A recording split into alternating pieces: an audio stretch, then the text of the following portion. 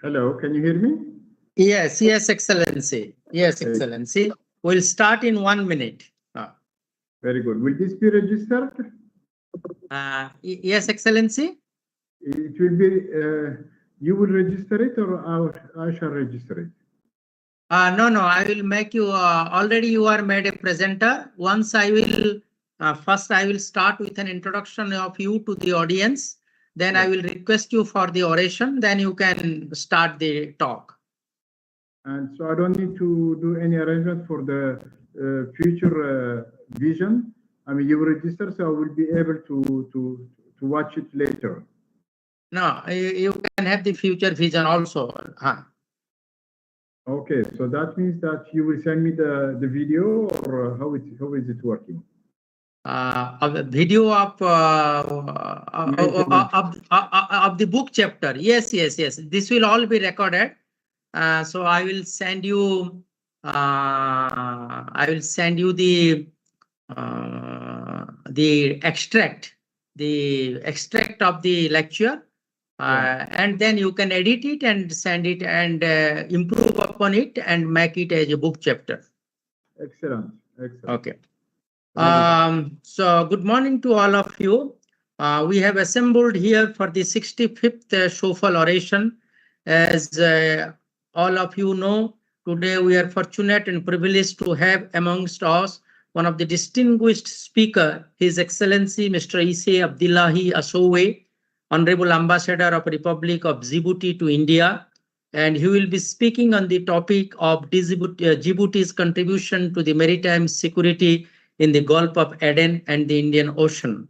Welcome, Excellency. This is my proud privilege to introduce you to the audience.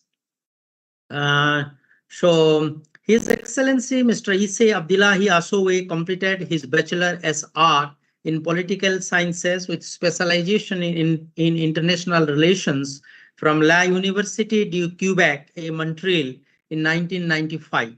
In 1992, he had his Diploma d'études collégiales in law at Rosemount College, Montreal, Quebec, and baccalaureate at Lycée d'État de Djibouti in 1989. His professional experience includes, in chronological order, in the Ministry of Foreign Affairs and International Cooperation from June 1996 till he assumes the charge of Ambassador of the Republic of Djibouti to India from June 21. From April 12 to June 21, he was the first counselor of Djibouti in embassy in Moscow. Deputy head of mission May 5 at April 12, Deputy Director of the Multilateral Department, National Focal Point on Disarmament, SALW, CCW, CCM, National Point of Contact on UNPOA. From March 4 at 212, National Focal Point on Small Arms and Light Weapons, SALW. December 1999 to February 4, Assistant of the Permanent Secretary in charge of assisting him in the coordination and the management of the daily activities of the different departments of the ministry. March 98 to November 99, head PI of the Europe America division at the bilateral department. April 97 to February 98, advisor at Department of Bilateral Relation of the ministry.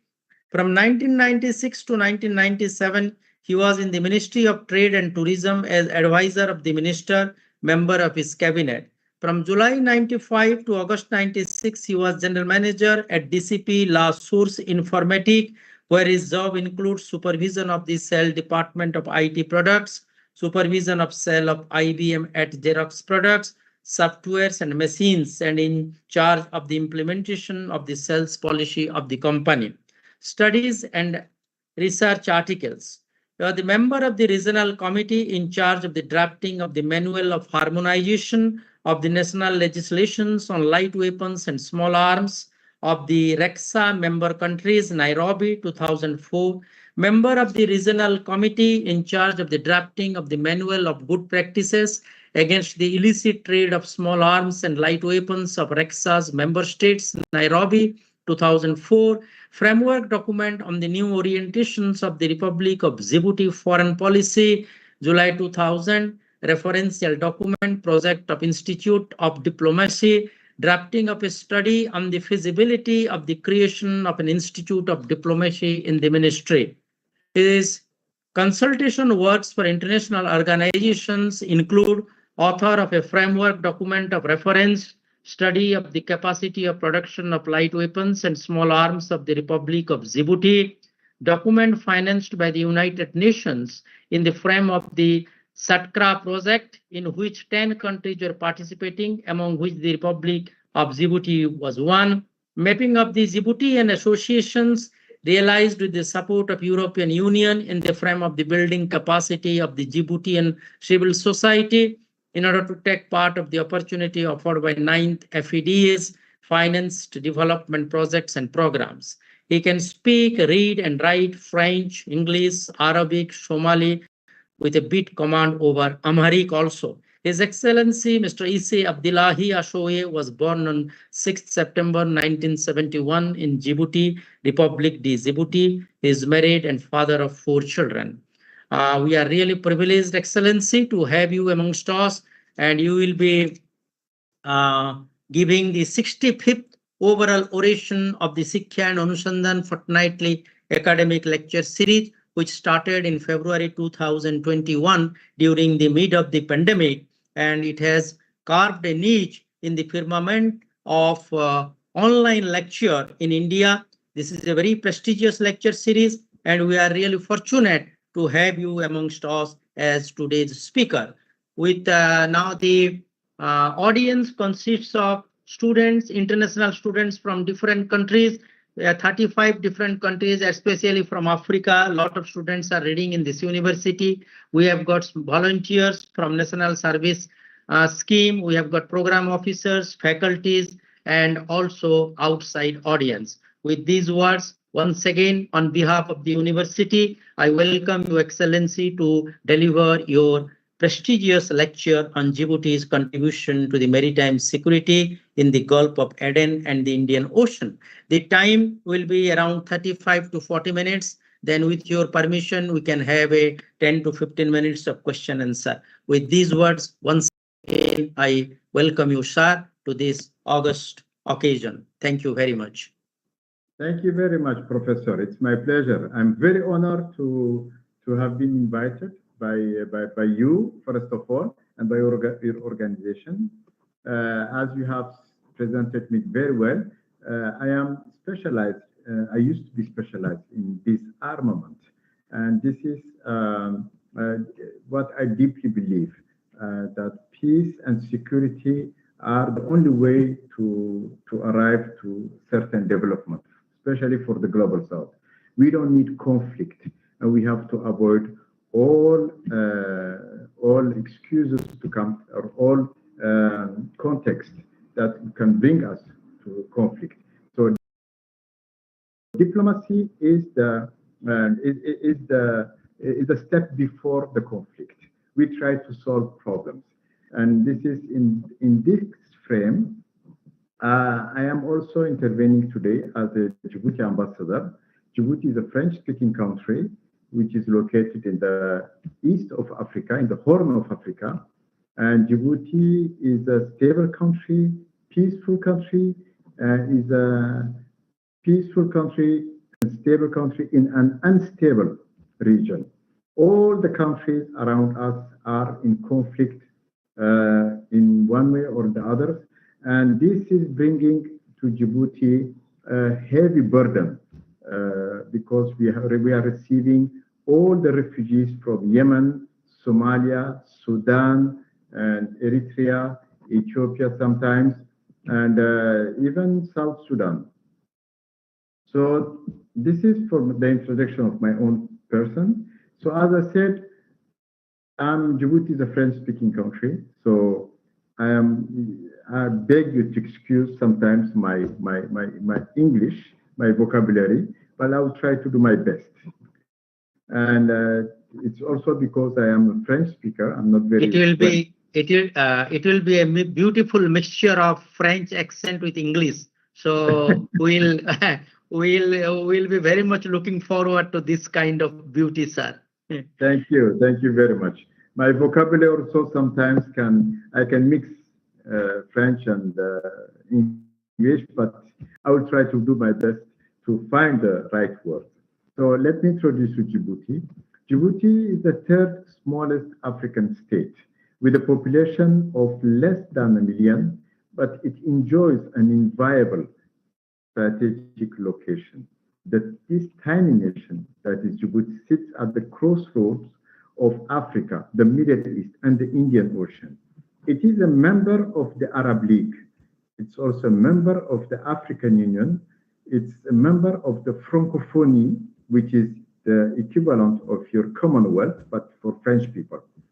And therefore, it is considered as within the Arab world, the broader African continent and the Francophone influences.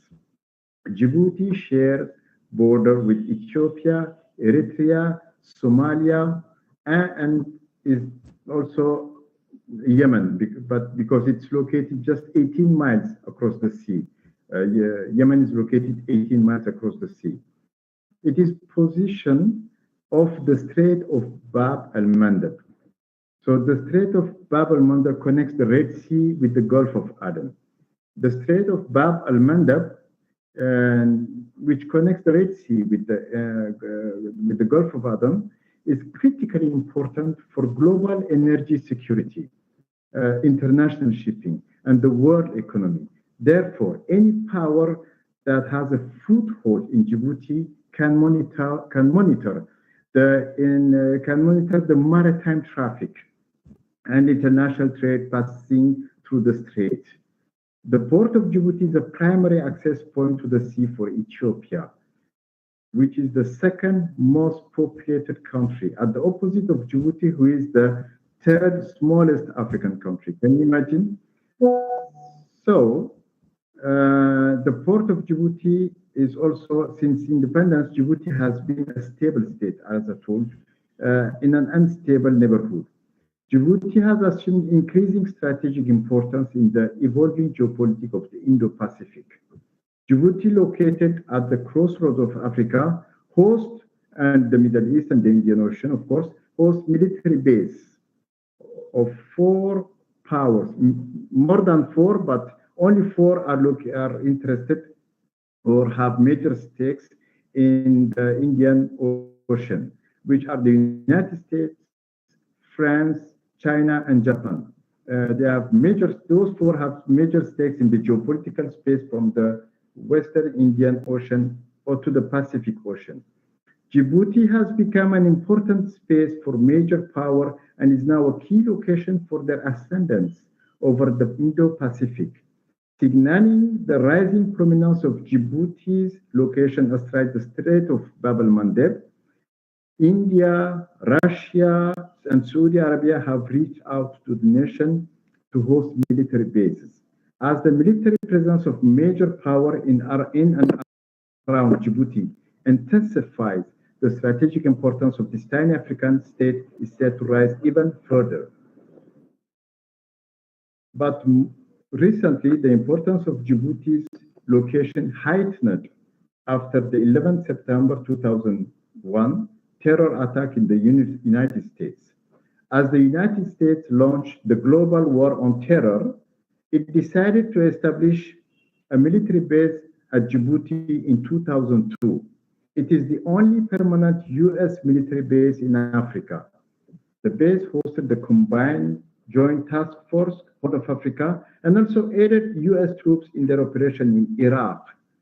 The base, with its 4,000 troops and substantial air, naval, and ground assets, proved useful in conducting the anti-terror operation in Somalia and Yemen, and in keeping a close watch on development in the Horn of Africa, especially in Sudan and the Southern Arabian Peninsula. Djibouti is also has been useful in expanding the U.S. footprint in the northwestern Indian Ocean and linked up the United States with a network of drone surveillance bases. However, until 2007 and 2008, the strategic importance of Djibouti was limited primarily to monitor and influencing development in the geographical space spanning East Africa, the Horn of Africa, and the Middle East. Well, as a result of evolving strategic rivalries, Djibouti is no longer an insular French outpost in East Africa. It is perhaps the most valuable military real estate in the world. Djibouti demonstrates the clearest manifestation of the integration of the Eastern African seaboard in the strategic dynamic of the Indo-Pacific. For France, Japan, and the United States, their bases at Djibouti are useful to increase their reach into the Middle East, Africa, and the Indian Ocean. In the coming years, how those military bases fit into the major powers' global strategy will determine the future course of geopolitics in the Indo-Pacific. Now, what is the Indo-Pacific? So let me speak now in my second part, because it's very important. What is the Indo-Pacific concept?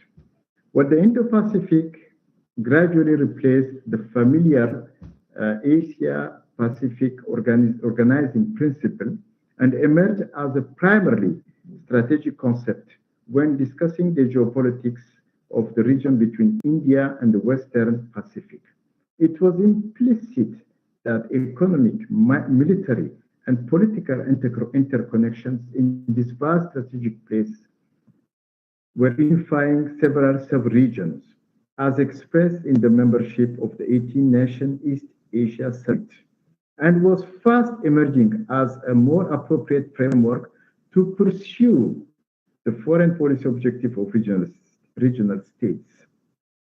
The rapid economic rise of India, China, and other East Asian economies, coupled with their critical dependence on the sea lanes of the Indian Ocean for Middle Eastern energy supplies, accelerated the process of integrating the geopolitics of the Western Pacific with the Indian Ocean and enabled the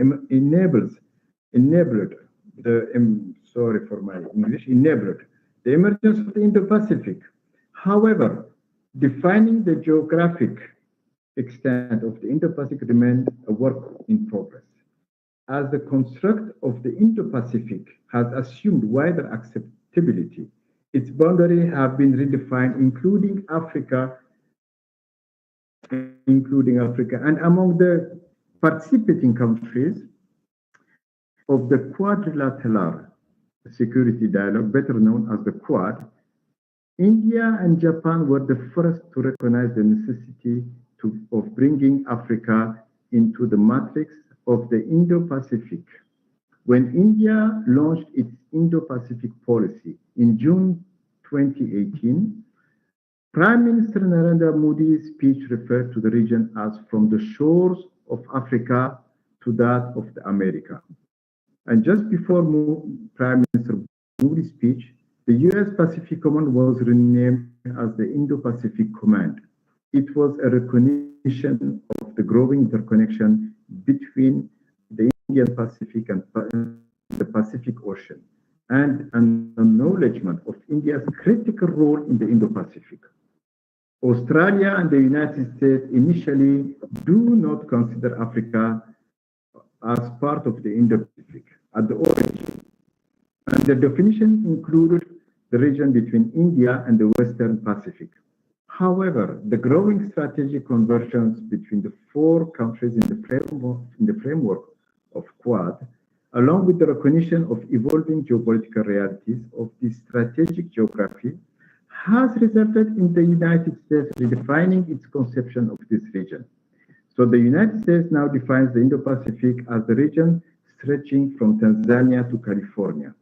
Tanzania region, Africa. So the United States now defines the Indo-Pacific as the region, the view of Tanzania to California. Regarding the concept of Africa, and the definition is likely moreover the view of the result of regarding the concept of Indo-Pacific aligned. Moreover, as the definition of Indo-Pacific aligned much the definition of Japan and India and Australia and India and Australia now have a common vision, geographical in the Indo-Pacific region. Including East Africa in the Indo-Pacific was not a smooth process, believe me. Although diplomatic and military professionals were acting within a framework of the Indo-Pacific that considered Africa as an important theater of strategic rivalries. The Indo-Pacific transcended the confines of sub-regions and in fact was a call to think about the broad region between India and the Pacific Ocean as a single continuum. Global shipping, economic interdependence, and geostrategic interest accelerated the economic resurgence of India and Asia. However, the Asian economic resurgence was intricately, in French we say intricately linked with energy and resource supplies from the Middle East and Africa. The growing power of these emerging Asian states was being projected into Africa and the Indian Ocean to protect their vital interests, as well as to expand their influence. Therefore, submersion of the Indian Ocean beyond India's western coast had become integral parts of the strategic considerations of rising Asian economies. As a result, the definition of the Indo-Pacific must expand to include the eastern and southern Africa seaboards, and the region can be defined as the one stretching from Kilimanjaro, Tanzania, to California. Meanwhile, the economic and military interests of major global power, and including rising Asian economy, had compelled them to pay greater attention to the development in the East African maritime and continental space, and had made active effort to regularize their military presence through anti-piracy operation in the Gulf of Aden. So, four major Indo-Pacific powers, like I said, the United States, France, China, and Japan now operate military base in Djibouti. The French and American bases serve as a vital cog in protecting their interests in the Indian Ocean and Africa. The Chinese and Japanese bases enable greater diplomatic, economic, and military presence in the Indian Ocean, Africa, and the Middle East. Other East Asian navies, such as South Korea, are routinely deployed to the Gulf of Aden to Djibouti, and Taiwan is deepening ties with the breakaway region of Somaliland, which is in Somalia. Russia has established a base in Sudan and is now increasing its military presence in the Western Indian Ocean. Interestingly, while there have been debates at the official level regarding the geographical shape of this region, the increasing range of economic, military, and diplomatic activity of major Pacific Ocean powers in the East African maritime and continental space were already fashioning the geostrategic reality of the Indo-Pacific. Since 2008, China, Japan, and South Korea have sent their naval warship for the counter-piracy operations in the Gulf of Aden and Southern Red Sea. They have also deployed military for peacekeeping operations in the Horn of Africa, and over the years have steadily strengthened defense and economic relationships with African littoral states. China and Japan even established military bases in Africa and acquired a foothold in the region. Besides those nations, global powers including the United States, France, and India, all of whom have substantial interest in the Indian and Pacific Ocean, and are also active in the geopolitics of the Western Indian Ocean. As a result of the growing presence of major global powers in the Eastern and Southern African seaboard, strategic rivalries between these powers are being played out in the Western Indian Ocean region. These processes have played a major role in making African littoral as an integral part of the Indo-Pacific strategic matrix, with the broader Western Indian Ocean region forming the western flank of this dynamic geopolitical space. No other country in the Eastern African seaboard signifies the evolving shape of regional geopolitics as does the tiny republic or the tiny state of Djibouti.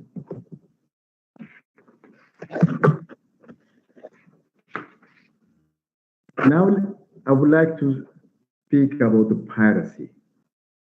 So piracy is is really affecting our countries and the Gulf of Aden, the Bab el Mandeb Strait, and or even the Indian Ocean. So why is piracy in the Gulf of Aden is still a problem and of national security interest? Because over 20,000 merchant ships, including 10% of global oil trade, transit the Gulf of Aden annually. As long as ships go to sea, there will be piracy. The only way to manage the problem is by bringing nations to work together to develop the right strategy and provide the resources to confront pirates directly, as well as confront the sources of piracy in Somalia. Speaking about Somalia, after the fall of the Siad Barre regime in 1991, Somalia descended into anarchy as rebel factions and warlords fought for power throughout the country. This resulted in the total collapse of Somali Maritime Security Forces. Taking advantage of Somalia's lack of maritime enforcement capacity, there was a dramatic increase of illegal, unreported, and unregulated fishing, as well as toxic waste dumping in Somali territorial waters by foreign vessels. So the reaction to this illegal fishing and toxic waste dumping combined with poverty and lack of economic opportunities for Somali coastal communities played an instrumental role in the rise of Somali piracy. This affected Somali farmers initially formed coast guards to chase away foreign vessels engaged in illegal fishing and toxic waste dumping. It eventually became evident that capturing ships and ransoming crew was a profitable alternative. Then the UN Security Council Monitoring Group on Somalia and Eritrea reported that attacks by pirates and armed robbers in Somali waters developed from a domestic problem of illegal fishing vessels into a sophisticated industry from 2006 to 2009. Consequently, rates of piracy have since soared.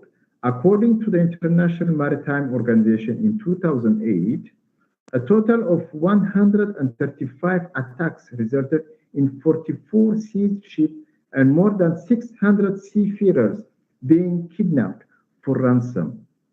In 2009, Somali pirates have even extended the piracy operation from the Gulf of Aden to the Red Sea, Bab el Mandeb Strait, and the Western Indian Ocean toward the Seychelles, and off the coast of Oman. According to the International Maritime Bureau, Somali pirates hijacked 49 ships and took more than 1,000 hostage in 2010. Somalia has a shoreline of more than 3,800 kilometers, making effective anti-piracy activities challenging and costly. Meanwhile, the Gulf of Aden is at the juncture of sea routes that connect East Asian and North American nations, especially China and the US. Mostly. As a strategic transit route for international commerce, the Gulf of Aden also oversees the oil transport lifeline from the Persian Gulf to Western Europe and North America. So far, the 10 countries have fought piracy in Somalia, showing how a political crisis, primarily threats to the international community, can lead to successful multinational cooperation and cost sharing. The emergence of maritime piracy in the Gulf of Aden and Somalia's inability to contain it combined to form a turning point in the geopolitics of the Indo-Pacific. Pirates operating out of Somalia threaten the maritime space between the Southern Red Sea and the Arabian Sea, and Djibouti is in the middle of it. This maritime space was critical for global shipping as it linked Europe with the economically dynamic Western Pacific. For example, how important it is, the recent episode of accidental blockage in the Suez Canal highlighted the importance of this sea lane for the global economy. The Gulf of Aden is a principal sea route for transporting Middle East energy supplies to East Asia. Therefore, maritime piracy threatens the economic well-being of the major trading nation of the Western Pacific, as well as those of Europe and North America.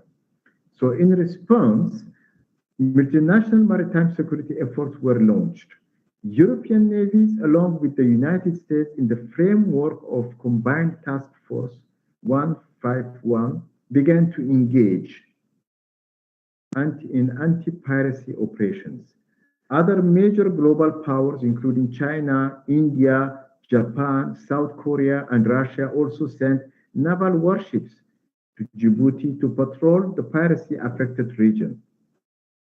The European Union Operation Atalanta, NATO's Operation Ocean Shield, and Combined Task Force 151, led by the United States, are the three multinational operations currently deployed in the area. Despite most parties acting in coordination with the multinational coalitions, several states have opted to operate independently, including Japan, China, Russia, India, Malaysia, South Korea, Saudi Arabia, Iran, and Yemen. Nevertheless, Djibouti is welcoming all of them, despite their decision to operate independently. Contemporary international treaty provisions on piracy are enshrined in the United Nations Convention on the Law of the Sea that grants maritime forces the general authority to conduct anti-piracy enforcement action. In acknowledgement of the fact that Somalia's state collapse precluded its maritime forces from countering piracy and maintaining maritime peace and security, UN Security Council Resolution 1846 calls upon states and regional organizations to cooperate to deter piracy and armed robbery at sea off the Somali coast. The United Nations Security Council 1851 further requires that the Somali Transitional Federal Government, which is the form of government ruling Somalia, to provide advance notice to the Secretary General of the United Nations of the operational terms of any state that wants to operate in Somalia's territorial water or on the land. The European Union Naval Force, which is UNAVFOR or Atalanta, was established by a council joint on November 10. On November 10, 2008. Its mandate is to protect vessels chartered by the World Food Programme of the United Nations. Other actions that Atalanta are authorized to take include using force to deter, prevent, and intervene to counter acts of piracy and to arrest, detain, and transfer suspects. It may also seize pirate vessels at sea as well as any equipment, weapons, and goods that pirates use. According to the report of the Secretary General of the United Nations, pursuant to Security Council Resolution 1846, Atalanta offered 47 escort missions and contributed to the safe arrival of all World Food Programme in Djibouti. And the United Nations related shipment from January 1st to October 31st, 2008. Djibouti has received congrats from the United Nations, the US, and the European Union for facilitating all these operations in departing from its territory. Now, I will shift to the Djibouti, what is called Djibouti Code of Conduct. Djibouti Code of Conduct is the rule that is governing now the cooperation, multilateral cooperation between countries that are cooperating in the fight against piracy.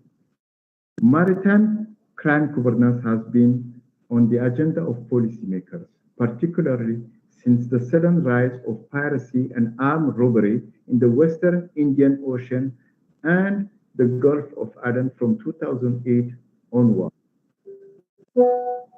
Diplomatic consideration of decision makers are particularly relevant in view of regional and international cooperation on the combat of maritime crimes, since piracy and armed robbery became a pressing problem in different world regions at distinct points in time. The lack of capability for effective counter-piracy governance becomes particularly apparent in Somalia and Yemen, which are both stricken by the devastating consequence of ongoing civil war. In response, a variety of national and international measures have been successful in repressing piracy and armed robbery almost entirely.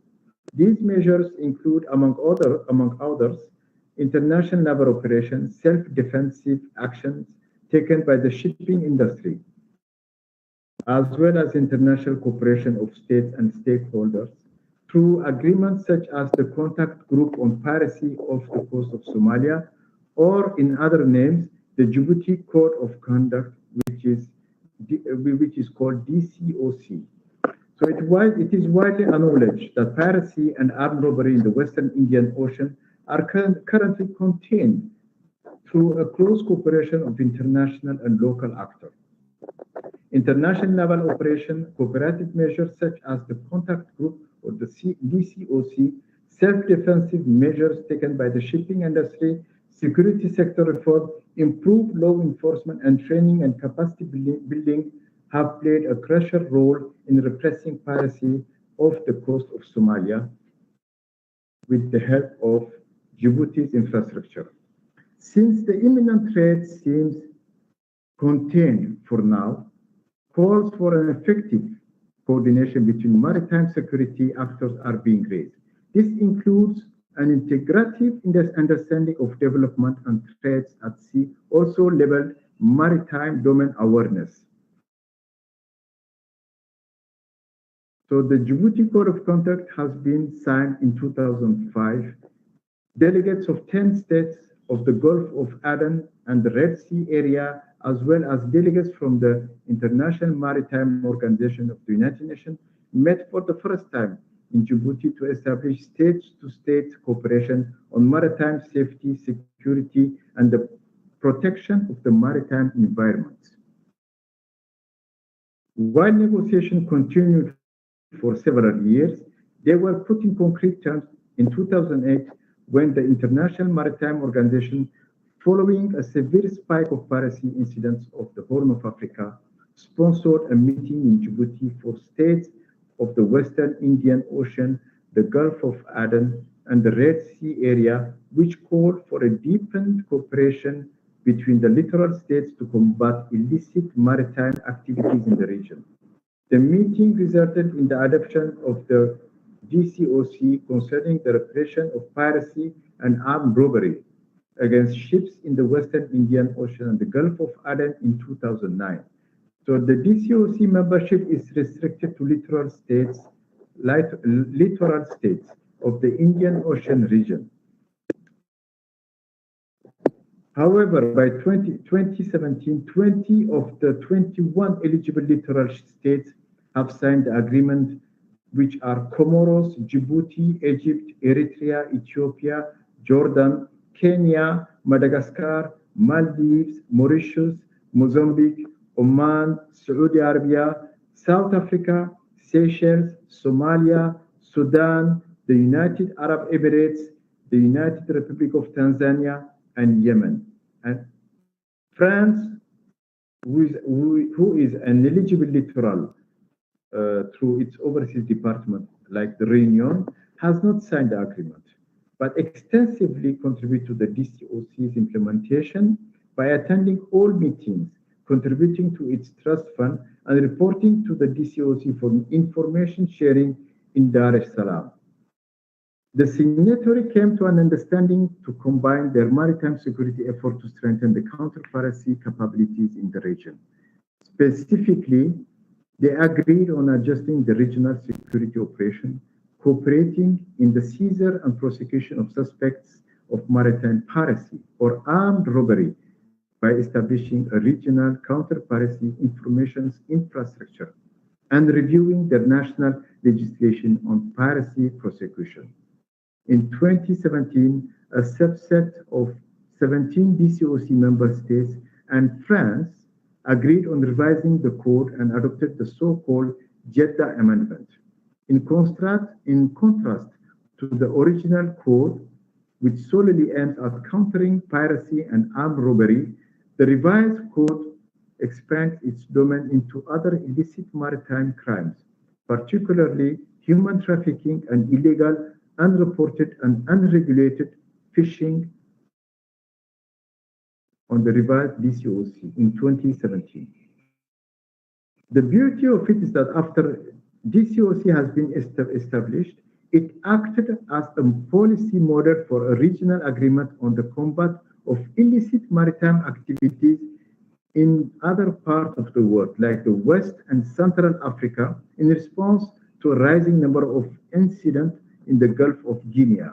So consequently, the YCOC, which is the Yaoundé Code of Conduct, was developed by the Economic Community of West African Countries, ECOWAS, the Economic Community of Central African States, ECAS, the Gulf of Guinea Commission, GGC, and representative from the International Maritime Organization. And in 2013, it was adopted in Yaoundé by 25 eligible West and Central African states. So this highlights how diplomatic decisions made in the Indian Ocean region resonate with other world regions. Lessons learned in the Western Indian Ocean influenced the institutional structures of countering maritime crimes in West and Central Africa to continue to strengthen the efforts to combat piracy and armed robbery in Asia through regular bilateral cooperation. Thank you very much. This is the end of my intervention. Thank you very much for the time you spent listening to me. Thank you, Excellency. Thank you for your elaborate talk on the Djibouti's contribution to the maritime security in the Gulf of Aden and the Indian Ocean.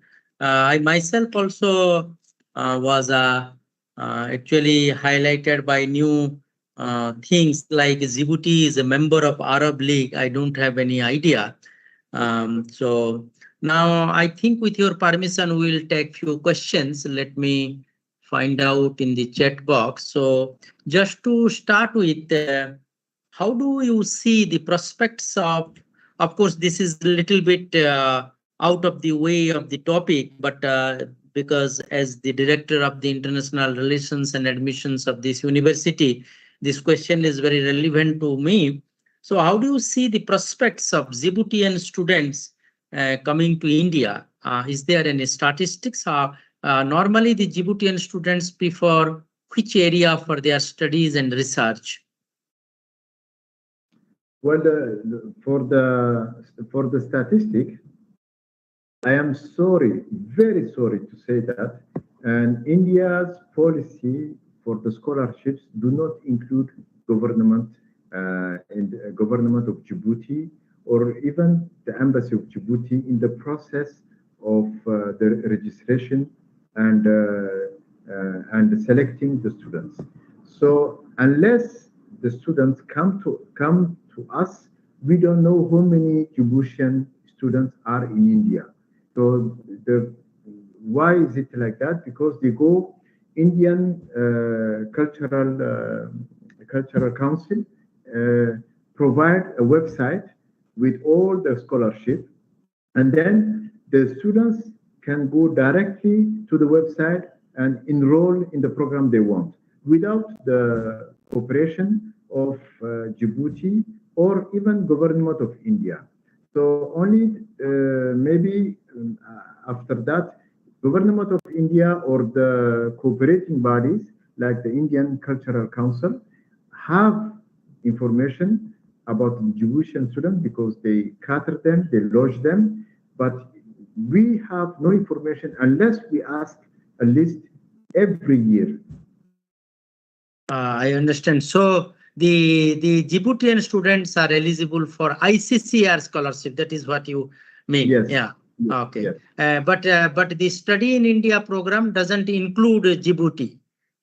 The Study in India program, where they offer scholarship to Uganda, Ethiopia, Tanzania, and some Western African countries, and some Southern African countries like Zimbabwe, Zambia also. But in that category, you mean the Study in India does not has till now it has not included Djibouti. Am I correct? No, India offers scholarship to Djibouti. Oh, India offers scholarship. Okay. But my concern is that I have no idea of how many Djiboutian students are in India. Okay. I understand. Because Excellency. I'm not involved in the process. Okay. Yes. Now I understand. That means the Djiboutian students are also offered Indian scholarship. Okay. Yes. Now, yes. Now let us see the chat box. Sir, can you please let us know more about the Jeddah amendment to the Djibouti meeting? So there is a question in the chat box. Yes. So the Jeddah amendment is the Djibouti Code of Conduct that has been amended, and let me say 21 country has been added, and the Jeddah amendment is going further than only combating piracy. It is also let me tell you, it also take in account the human trafficking, all kind of maritime crimes, particularly human trafficking and illegal, unreported, and unregulated fishing, dumping waste, toxic waste, and any kind of maritime crimes. So this is the beauty of it, because the DCOC, the Djibouti Code of Conduct, was only combating pirates and giving a framework to combat pirates. Now the Jeddah amendment is extending the capacity of this cooperation to other domains like human trafficking and, as I said, dumping toxic waste and any maritime crimes. Okay. Then there are two hands. Manasmita Jena, please unmute yourself and ask the question. Manasmita Jena. Hello, Manasmita Jena, you unmute yourself and please ask the question. Are you audible? Hitesh Kumar, Manasmita, Hitesh Kumar Behera.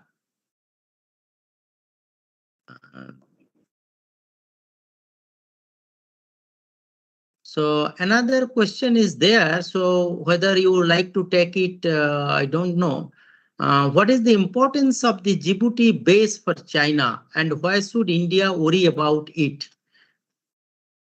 India is not worried about it because Djibouti is a sovereign country. Djibouti has a relation with the particularity of Djibouti is that Djibouti is a peaceful country, and as a peaceful country, we are promoting diplomacy and talks with everybody. That's why Djibouti has a relation with all countries all over the world. There are 194 countries all over the world, and we are a small country but with big diplomacy. So Djibouti in India has a wonderful relation, and since I'm here, since I was here, we are even uplifting and bringing more and higher the relation of India and Djibouti. And we must not forget that India and Djibouti has relations since ancient time because of trade. There is a big community of Gujarati who lives in Djibouti. I myself have grown up with India, and up to now, we have been to elementary school, up to university. Our children are still friends. Just to tell you how close we are with India, we share a lot of relation, and we share also cultural relation. We dress, we share, we have even the way of dressing of India has been adopted by Djiboutian. So we have tremendous links with India, but also with the rest of the world. So if China has a base in Djibouti, it is because Djibouti hosts not only China, but also Japan, United States, French military base, and Japan military base, and South Korea, Italia, German, Spanish. We are Djibouti. Everybody wants to come to Djibouti, establish a military base, because it's the only peaceful country in the region.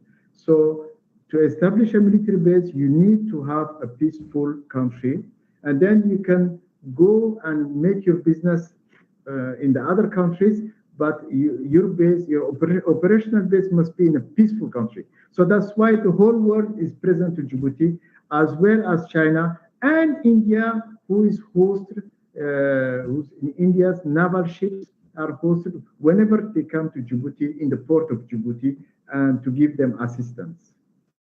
Thank you, Excellency.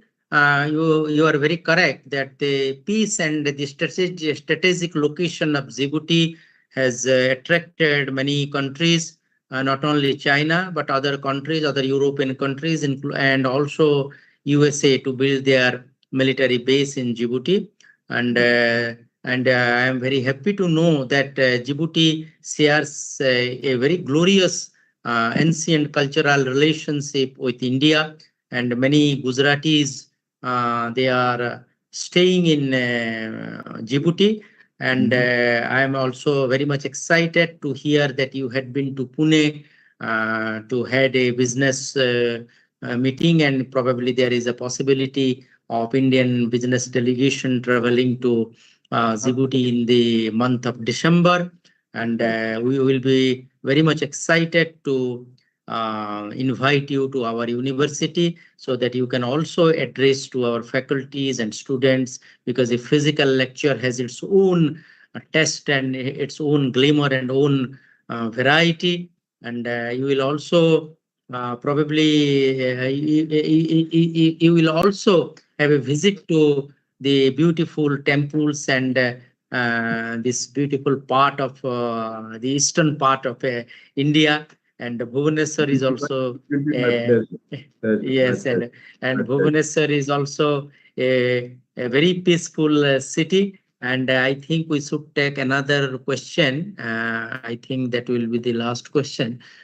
Sir, can we know about the agreement done between Japan and Djibouti, which is also known as Status of Forces Agreement, SOFA? Well, usually agreements between countries are confidential, especially when they are military agreements. Yes. even myself, I don't know much about it. But, yes. But we know maybe actually your lecture has galvanized many people. They must have consulted the Google, and they must have found out. So this is a very important. This is actually the beautiful part of a lecture, that it has at least excited the audience to search for the Google, and they can raise these interesting questions. So I think the Excellency's reply is like this: there are certain confidentiality involved in a agreement between two countries, and those non-controversial part or non-confidential part, we can look it or we can search it in the Google, and that will be the best way. So I think if we don't have any questions, so I'm extremely thankful to the audience also, which took part so brilliantly and so excitedly in the lecture. And I am so thankful. Words cannot describe our joy and gratitude that in spite of your busy schedule, for the last few days, I was also probably I was taking your time in the WhatsApp in starting for the flyer or for your CV and this correction. So this was a very learning and interactive session with you, Excellency. And next time when I visit Delhi, I will definitely go with a personal invitation from this university. With these words, I am again thankful and grateful. And on behalf of the university, I am extremely grateful and thankful for your beautiful lecture. Thank you very much.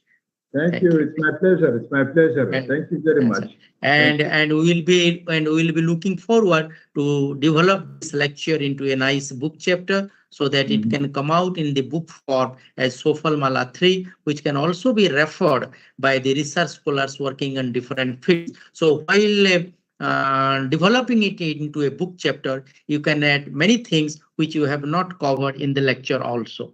With these words, I am again thankful and grateful to you, Excellency. Thank you very much. Thank you. Thank you, sir. Thank you. Thank you for your time. Thank you.